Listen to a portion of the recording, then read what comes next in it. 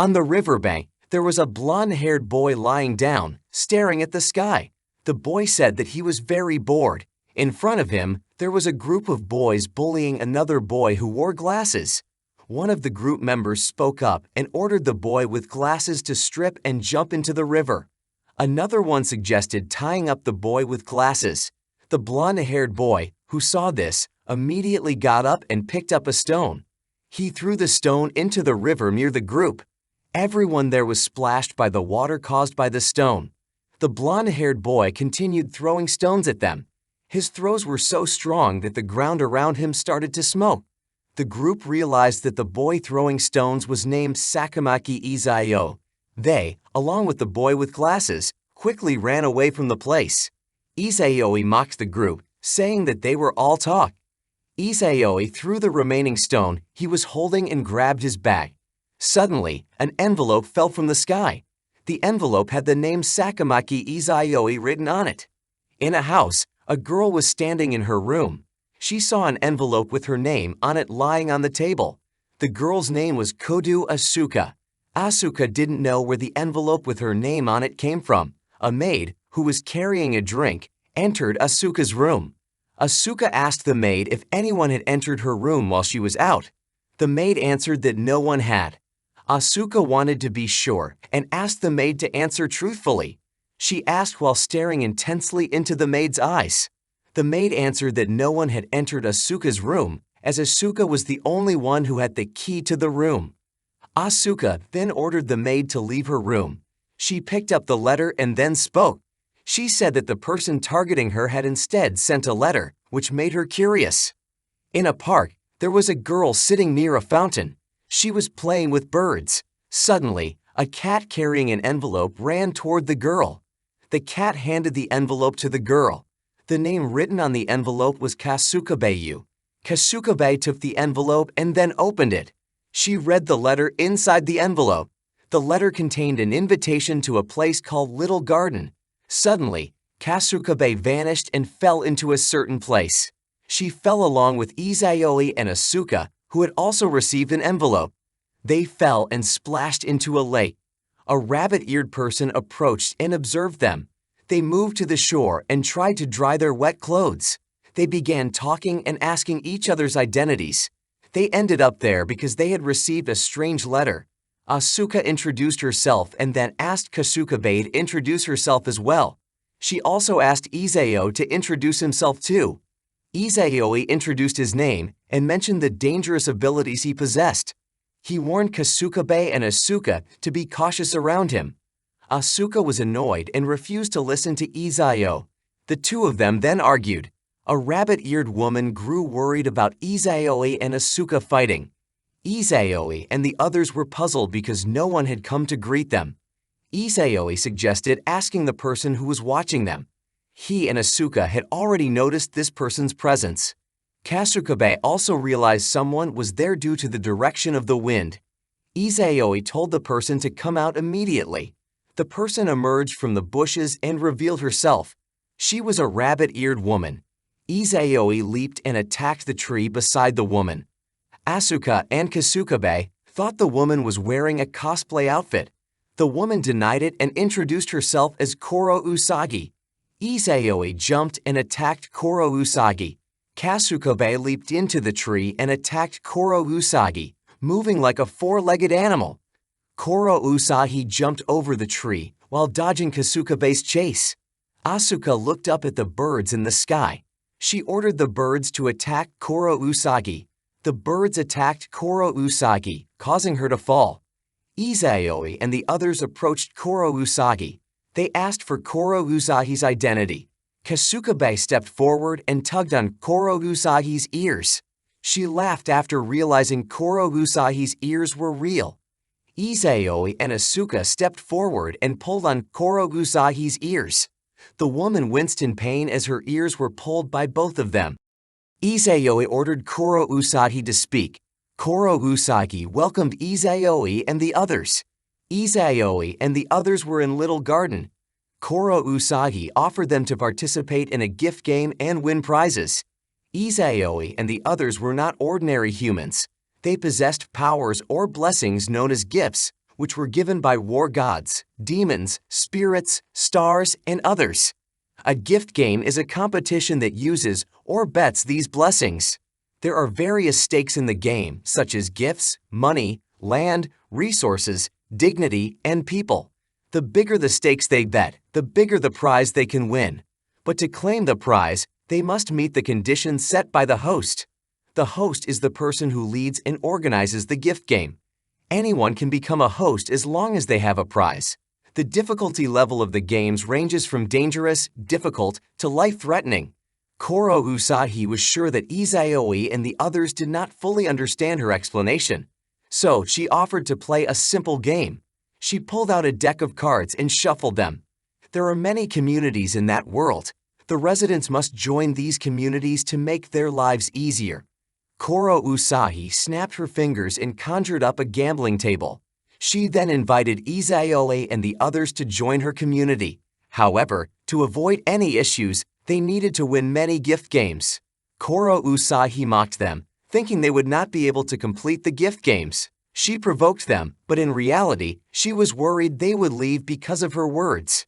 Izayoi asked Kuru Usagi about the rules of the game. Kuru Usagi explained the game rules. They had to choose one card from 52 available cards. They only had one chance.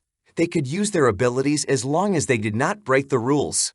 Kuru Usagi had the ability of Judge Master. Her rabbit ears and eyes were connected to the central network of Little Garden. Since it was Izayoi and the others' first time in Little Garden, they did not need to use chips to play. But if they insisted, they could bet their pride.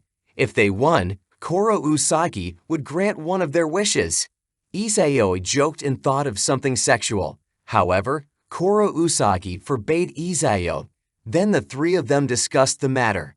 They all agreed to play. Kuru Usagi produced a piece of paper in front of her. The paper was a G's roll, which was a type of contract related to the game. The rules and conditions of the game were written on that paper. The three of them read the paper and agreed to it, but they requested to see the cards before the game started. Izayoi examined the cards carefully.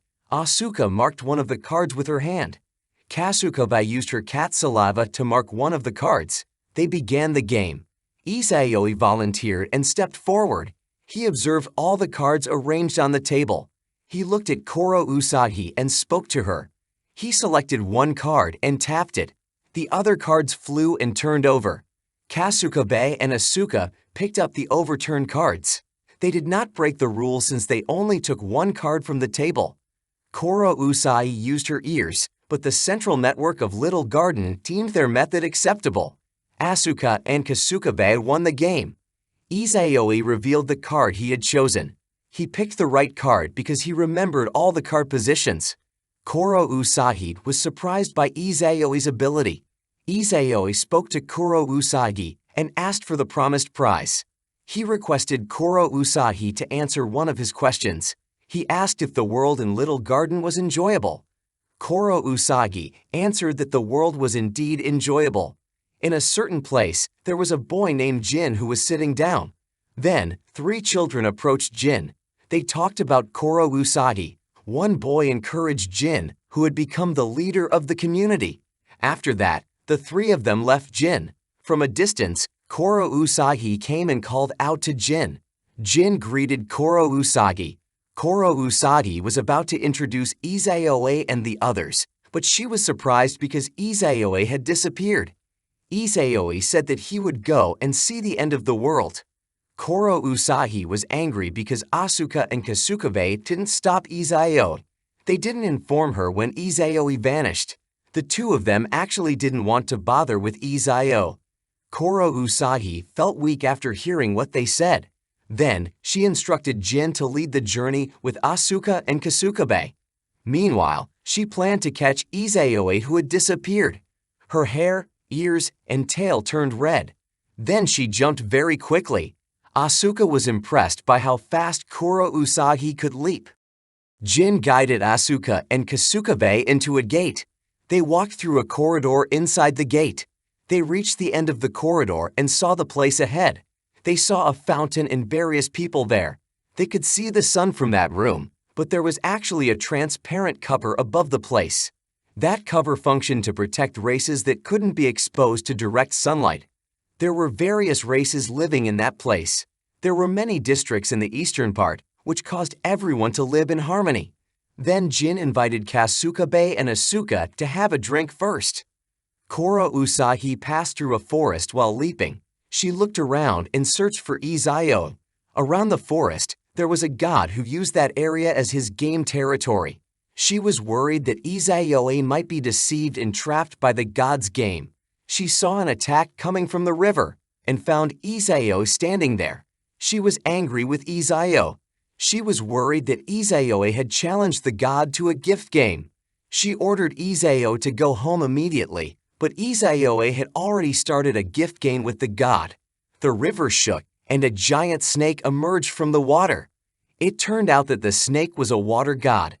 Previously, he had asked Izao to choose a game. Izao accepted because he thought he could make a lot of money. The god was angry and caused the river to shake again. Kuru Usagi told Izao to back off, but Izao refused. He had chosen this battle, so he wanted to finish it. The water god was impressed with Izao's determination. Then he gave him the conditions for victory. The water god would declare Izao the winner if he could withstand the water god's attack. However, Izao rejected this. The battle would only end when a winner was decided. The water god created a storm using the river water. He attacked Izao with the storm, but Izao used his hand to destroy the storm. The water god was shocked. Izao jumped and then kicked the water god's head. The water god fell after being hit by Izao's attack. Kuru Usagi was impressed that Izao, a human, managed to defeat a god. Jin and the others were already seated and had just ordered drinks from the waiter. They ordered 2 black teas and 1 green tea. Kasukabe's cat, named Calico, spoke to the waiter. The waiter was able to understand what Calico was saying because she belonged to the cat race. Calico complimented the waiter, saying that her ears and tail were very cute. The waiter blushed after hearing Calico's words. Kasukabe was impressed that someone else could talk with Calico besides herself. She had previously spoken with sparrows, finches, forest birds, and even penguins. She was also friends with dolphins. Asuka was impressed by Kasukabe's remarkable ability. She felt envious of Kasukabe. However, Kasukabe thought that Asuka had a similar power to hers. Asuka was about to explain her abilities when suddenly a man appeared. The man mocked Jin, calling him the leader of the weakest community in the eastern part. That man was named Galdo Gasper. He was the leader of the Forest Gato community. Kuru Usagi was pleased because they received a reward after defeating the water god. They were given the seeds of a great water tree. She thanked Izao, but Izao wanted to ask Kuru Usagi something. He questioned whether Kuru Usagi had hidden something that violated their agreement. He insisted that Kuru Usagi reveal the real reason for sending him and the others. Kuru Usagi was shocked after hearing Izao's words. After defeating the water god, Izao asked Kuru Usagi to explain why she invited him. Kuru Usagi said that Izao and the others had intriguing gifts. Izao didn't believe Kuru Usagi's words. He felt that Kuru Usagi's community was very weak. He suspected that something had happened and that her community had declined. He was certain that Kuru Usagi had lied to him. Jin was angry because Galdo sat down without asking for her permission. Galdo ignored Jin, as he had come to speak with Asuka and Kasukabe. He invited the two of them and Kuru Usagi to join his community. Kuru Usagi finally revealed the reason she invited Izao. Her community was in trouble. Communities were like countries. They had to declare a symbol and an official name to operate. Several years ago, their community symbol spread to the edge of the eastern continent. But one day, they became the target of an enemy they should have avoided. After that, their community was destroyed in one night. Jin's leadership now was just a remnant of the past. Jin's former community collapsed in one night because of the greatest terror in Little Garden. That terror was the Demon Lord. No one could refuse when the Demon Lord challenged someone to a gift game. Jin's community was forced to participate in the Demon Lord's gift game and was ultimately destroyed. The power of the Demon Lord was overwhelming. Kuru Usagi's community lost in the gift game, causing their community's name and symbol to be stripped away, leaving them as no name. Now, their community had no core members. The only ones who could participate in the gift game were Jin and herself. The remaining 120 members were all children under 10 years old. But those children were trying to survive. They fetched water from a distant river every day. They lived in an arid area where nothing could grow. Isekai was curious why the community hadn't been disbanded. Kuru Usagi couldn't do that because she wanted to protect her friend's home. They planned to reclaim their name and symbol from the Demon Lord one day. They would rebuild their community after that.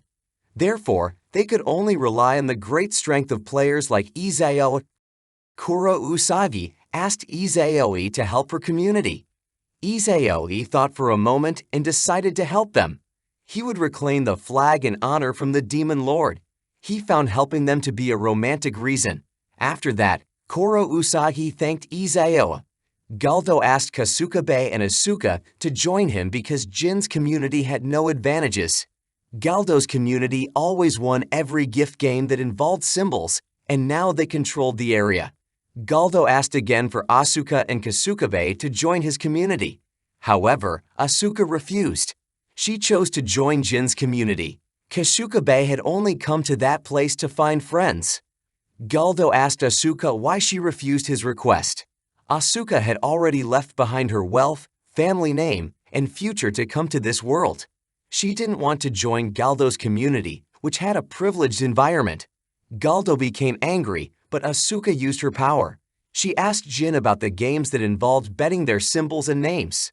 Apart from the games that couldn't be avoided, such games were rare. Asuka was puzzled as to how Galdo, who wasn't a demon lord, could win all of those games. She used her power to compel Galdo to reveal how he was able to win every game. Galdo's community kidnapped women and children from enemy communities. Then they threatened and forced those communities to participate in their games. They had abducted children from each community with the intention of controlling the communities they had taken over. Asuka asked where the children were, but it turned out that Galdo had already killed them all. They cried on the first day Galdo kidnapped them, so he ended up killing them all without realizing it. Since then, he always killed the children he took on the same day. He disposed of the children's bodies to avoid getting caught. Before Galdo could finish speaking, Asuka told him to be quiet. She mocked Galdo for his actions and then released her power. Galdo transformed into a tiger and attacked Asuka. However, Kasukabe knocked Galdo down and restrained him. Asuka gave Galdo two choices. The first was that Galdo had to kill everyone there. The second was that Galdo had to surrender to someone who could judge him. Both choices would eventually lead to Galdo's death. However, Asuka offered Galdo an alternative. She suggested that Galdo play a gift game with her. Galdo would bet 4 while Asuka would bet no name. Kuru Usagi arrived at Jin's location along with Isekai. She was shocked because Kasukabe and Asuka were going to play a game with 4. She became angry and hit both of them on the head with a paper fan. Kuru Usagi also questioned Jin, who was with them. Jin apologized to Kuru Usagi. She couldn't forgive Galdo for what he had done either. After that, Kuru Usagi stopped worrying because Isekai could defeat 4 on his own. However, Isekai didn't want to participate in the game. Kasukabe and Asuka had decided to challenge Galdo. If Isekai joined, Galdo would be defeated too easily. Kuru Usagi accepted this after hearing Isekai's words. Since the game would be held the next day, they decided to go to Thousand Eyes to inspect the gifts of Isekai, Asuka, and Kasukabe. Thousand Eyes was a large trading community that knew everything there was to know in Little Garden. Cherry blossoms fell as they made their way there. It was spring in that world. In Asuka's world, it was summer, while in Kasukabe's world, autumn had already begun. Kuru Usagi had summoned the 3 of them from different worlds, so she referred to it as the parallel world intersection theory. Kasukabe pointed to one of the buildings. That building was Thousand Eyes. Suddenly, A young girl came running out of the building. She sprinted and tackled Kuru Usagi. Both of them were thrown into the river. The young girl hugged Kuru Usagi in a strange way. Then, Kuru Usagi threw the girl towards Isekai. They all entered Thousand Eyes, and the young girl introduced herself. Her name was Shiroyasha, and she was an executive of Thousand Eyes. The main headquarters of Thousand Eyes was at the 4-digit gate. She knew Kuru Usagi from several events and had always helped her. Kasukabe asked about the gates. Then Kuru Usagi explained. The gates are one of the entrances to the wall that separates different layers of Little Garden. The smallest number is the one closest to the center, and the strongest inhabitants live near the center. Residents from the 4-digit and below, like Shiroyasha, are part of the upper class. Shiroyasha was also the one who gave the holy power to the water tree that Kuru Usagi received. Isekai considered Shiroyasha stronger than the White Serpent. Shiroyasha is the floor master of the eastern region. No community from the 4-digit and below could approach the eastern part because Shiroyasha is the strongest host. Isekai, Asuka, and Kasukabe provoked Shiroyasha. They wanted Shiroyasha to fight them.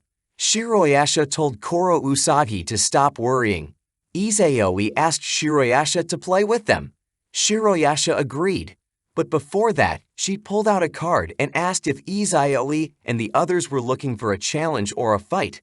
Then the place transformed into a mountain range. It was one of Shiroyasha's game boards. It turned out Shiroyasha was the demon lord of the White Knight. Shiroyasha asked Isekai and the others once again. Isekai, who wanted to fight, went silent. Then he spoke. He gave up. He decided to remain silent and let Shiroyasha test him. Shiroyasha explained the game they would play. Isekai and the others had to defeat a creature. The creature flew from afar and approached Shiroyasha. That creature was Griffin. Shiroyasha wanted to test their strength against the Griffin. She handed the Geese roll to Isekai. The condition for winning was to ride on Griffin's back and circle the lake once. Kasukabe raised her hand and volunteered. She approached and tried to speak with the Griffin. The Griffin would lose its pride if it couldn't knock off Kasukabe. He asked what Kasukabe would bet in exchange for his pride. Kasukabe decided to stake her life. If she fell and was still alive, then the Griffin could eat her. Kuru Usagi and Asuka were worried and tried to stop Kasukabe, but Shiroyasha stopped both of them. Kasukabe climbed onto the back of the Griffin. The upper body of the Griffin was that of an eagle, while the lower body was that of a lion, just as her father had described. Kasukabe was ready and started the game. The Griffin leaped and soared into the sky. It could also walk on air. Asuka was worried as she watched Kasukabe.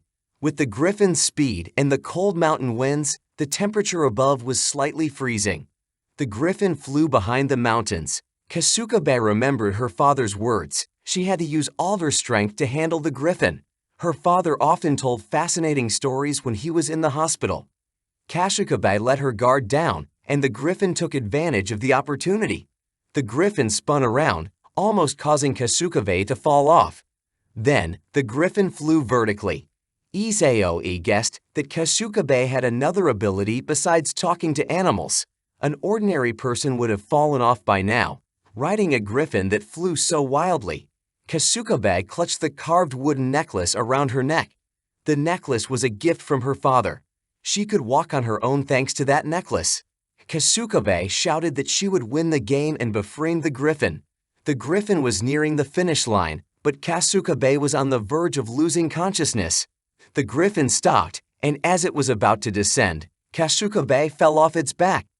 Isekai stopped Kuru Usagi, who was about to rush to Kasukabe. Kasukabe's necklace glowed, and she walked on air. She descended and hugged Calico, who approached her. She could do this because of the bond she had formed with the Griffin. The Griffin asked Kasukabe to accept the gift it offered as proof of its defeat.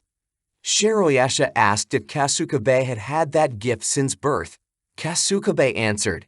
The gift she possessed was thanks to the carved wooden necklace given by her father. Kuru Usagi approached and asked Shiroyasha to examine the gifts of Isekai and the others. Evaluating gifts wasn't Shiroyasha's specialty, but she had a solution. She handed each of them a card.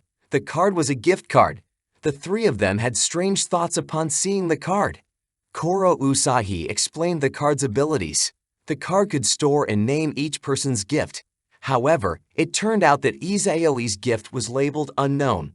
Shiroyasha was impressed because the gift card couldn't read Iseoi's gift. Iseoi and the others went to the no-name's location, which had been destroyed. The land there was barren. Iseoi thought that the gift game with the demon lord had happened hundreds of years ago. But the gift game had only occurred 3 years ago. The surrounding state made it seem as if it had happened around 200 years ago. But with the demon lord's power, this wasn't strange. Hearing the term demon lord made Iseoi excited. He thought it was incredibly interesting. Inside the Forest Guro headquarters, Galdo was sitting in his chair. Suddenly, a winged woman bit Galdo's neck.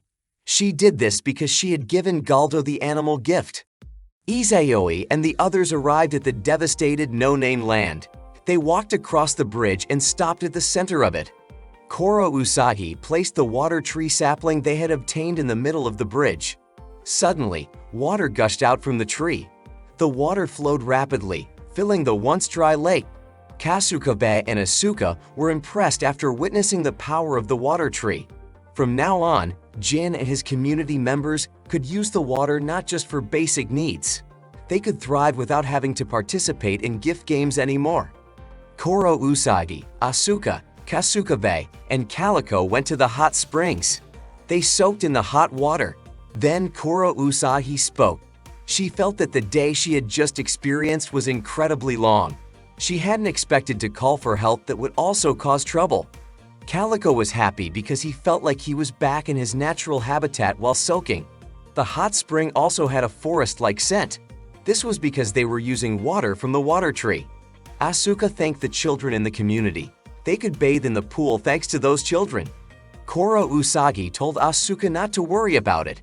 Due to the rules of the little garden, those who couldn't participate in gift games had to help those who could. Asuka thought that she wouldn't mind participating in the gift games as long as they were fun.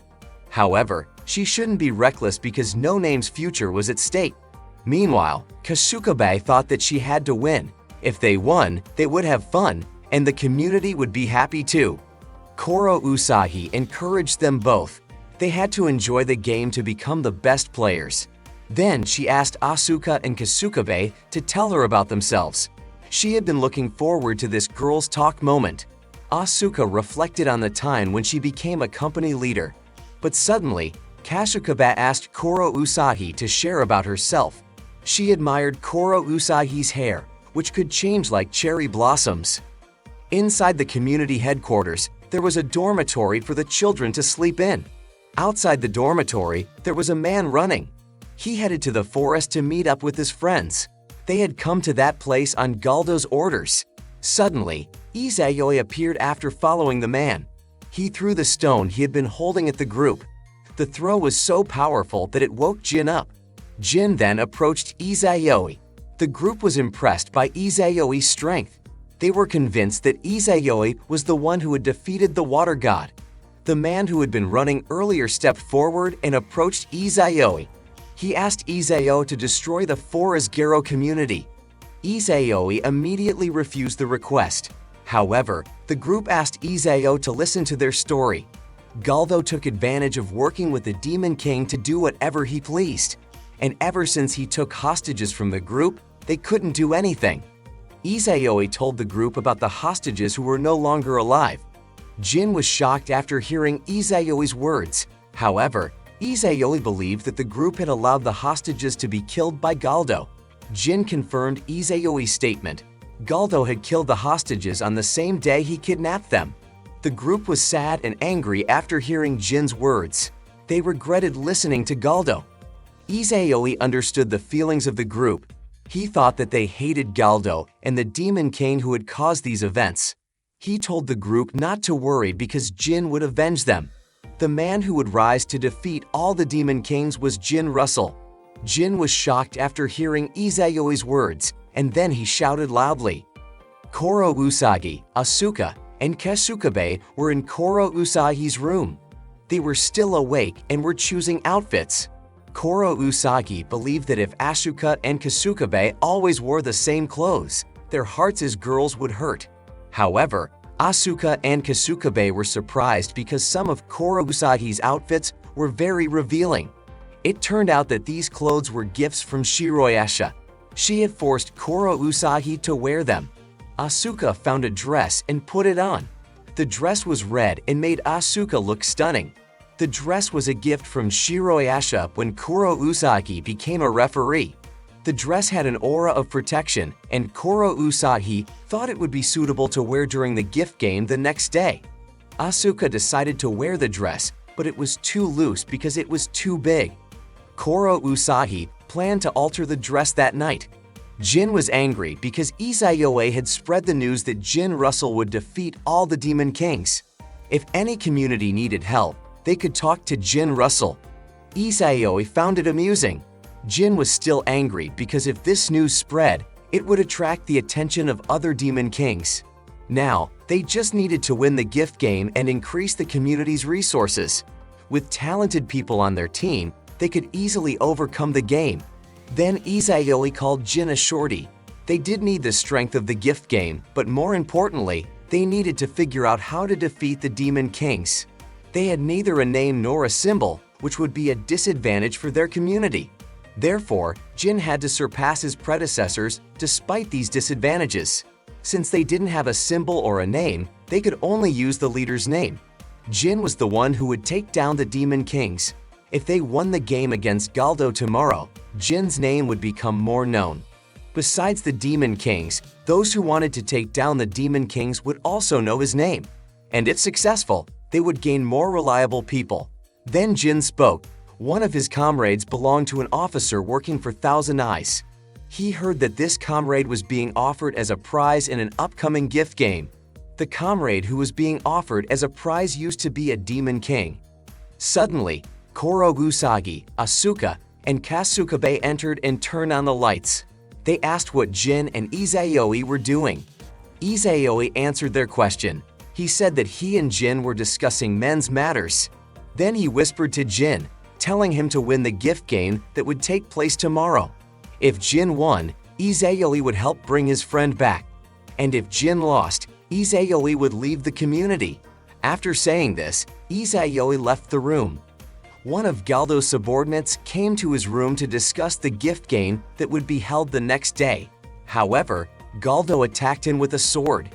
Galdo, who had already transformed, couldn't control himself. The subordinate tried to escape, but Galdo struck him with his claws. Suddenly, the outside of Galdo's headquarters was covered with creeping vines. These vines originated from a winged woman who had previously bitten Galdo. The next day, Jin's team went to Galdo's headquarters to participate in the gift game. However, they were surprised to see the gate to Galdo's headquarters covered with vines. Calico approached the vines, but they suddenly moved and trapped him. Jin touched the tree that was attacking Calico. The tree had demonic power, a blessing of beastliness. Jin guessed that the tree's power came from a woman he knew. Koro Usagi called out to Jin because she had found the Jis role for the gift game. The condition for winning the gift game was to defeat Galdo. However, they had to defeat Galdo with the provided weapon. Therefore, Kasukabe's and Asuka's gifts became useless. The chances of defeating Galdo, which were originally 100%, had now changed to 50-50. The weapon to be used against Galdo would appear on its own. Asuka boasted, saying that she would show some mercy when fighting Galdo. Kasukabe said she would fight with all her strength. Meanwhile, Izayoi told Jin to win the gift game. Jin had to win the gift game so that Izayoi could proceed with the next part of his plan. Kasukabe used her dog's sense of smell to search for enemies around them. Jin, who was also checking the surroundings, found nothing. Asuka suggested changing the plan, but Kasukabe had already found Galdo's location. They went to Galdo's headquarters and entered. Inside, the headquarters were also filled with creeping vines. Then they arrived in front of Galdo's room. Just as they were about to enter, the door suddenly opened by itself. Galdo, who had transformed into a white tiger, revealed himself. He then roared very loudly. Kuru Usagi became worried after hearing the tiger's roar. Izayoi, however, thought that the sound came from Kasukabe, who had turned into a tiger. Izayoi asked Kuru Usagi to use her Judge Master ability to check on Jin and the others. Kuru Usagi's ears could sense the situation with Jin's team, but they couldn't enter due to the terms of the contract. Izayoi then commented that Kuru Usagi's ability was useless. Jin saw that Galdo had turned into a tiger. Now Galdo had transformed into a vampire-like demon. Jin was convinced that Galdo's powers also came from a woman he knew. Then Jin noticed a cross-shaped sword embedded in the wall. Suddenly, Galdo leaped toward Jin and the others. Asuka used her power and ordered Galdo to stop. However, Galdo didn't stop. Seeing this, Kasukabe stepped forward and used her hand to block Galdo's attack. Asuka told Jin to leave the place. Jin refused, but Asuka used her power. However, as Jin ran out, he carried Asuka and left together. Galdo attacked Kasukabe with great force, but Kasukabe dodged and grabbed the sword that was embedded. She prepared to block Galdo's attack once again. Asuka used her power to stop Jin from running. However, Jin accidentally caused Asuka to fall. Jin apologized to Asuka and then informed her about Galdo. Galdo was a tiger who used magic to become human and turned into a demon by using the Demon Lord's power. So Galdo had become a beast-like vampire. Asuka was about to ask why the Demon Lord transformed Galdo, but suddenly Kasukabe arrived. Kasukabe was injured and walked while carrying a cross-shaped sword. Asuka asked Kasukabe about her condition. Kasukabe wasn't alright. Before she could finish her sentence, she collapsed. Asuka then stood up while holding the cross-shaped sword that Kasukabe had brought. She told Jin to take care of Kasukabe and decided to go to where Galdo was. Asuka recalled Kuru Usagi's words in the bathhouse. Her gift, which was called authority, was like an unpolished diamond, and through willpower and talent, she could turn it into something more inclined toward control. Asuka arrived at Galdo's headquarters. She took a fire lamp that was in front of her. Galdo, who was sleeping, sensed the smoke around him and woke up. Galdo came out, but flames had started to appear inside his headquarters. Asuka appeared and looked up at Galdo from below. She challenged Galdo to fight her. Asuka raised her sword and commanded Galdo to come closer. Galdo descended and attacked Asuka. Asuka successfully dodged and decided to head outside. Asuka ran through the forest. Galdo chased her, leaping over the trees. Asuka kept running and stopped at a building. She raised her sword again. Galdo approached Asuka. Galdo then roared and charged toward Asuka. Asuka used her power to control the creeping vines and hold Galdo back. Asuka's power had taken on a new form. She could control various gifts that existed. Galdo used his strength to destroy the vines holding him. Then he charged toward Asuka. Asuka also ran and threw her sword at Galdo. Galdo stopped, and Asuka's sword touched his head. After that, Galdo's body was burned to ashes. Asuka successfully defeated Galdo and completed the game. Not long after, the day became bright. One of Galdo's subordinates who had gone to the headquarters learned that Galdo was dead. Now, Forest Guro had been disbanded. Calico was worried about Kasukabe's condition. Kuru Usagi said that she would take Kasukabe to the community's workshop, where there was a healing gift. Kuru Usagi carried Kasukabe and left, leaving Jin and Izayoi behind. Jin felt guilty for not doing anything, but he had won the game and ensured Kasukabe's safety. Izayoi told Jin to cancel the plan from the previous day if he didn't want to go through with it. Jin looked at the remaining members of Galdo's group. He decided to proceed with the plan from the previous day. He could reduce the harm others might experience if he used his name. Izayoi was impressed and put his arm around Jin. Izayoi then approached the remaining group and spoke to them. Now, Jin Russell would restore the honor that Forest Guro had taken from them. The one who returned their name and emblem and defeated Galdo was Jin Russell. Jin returned the emblem to the remaining group members. Meanwhile, Asuka was certain that Izayoi had another plan. Then Izayoi approached the group. Jin's community had no name or emblem, but Izayoi told the group to remember Jin Russell. He also told them to remember Jin Russell's community, which had defeated the Demon Lord. Jin then spoke, asking for everyone's help. Everyone present cheered after hearing Jin's words. In front of the Thousand Eyes headquarters, a woman was sweeping. Suddenly, a man approached her. The man in front of her had come to seek Shiroyasha,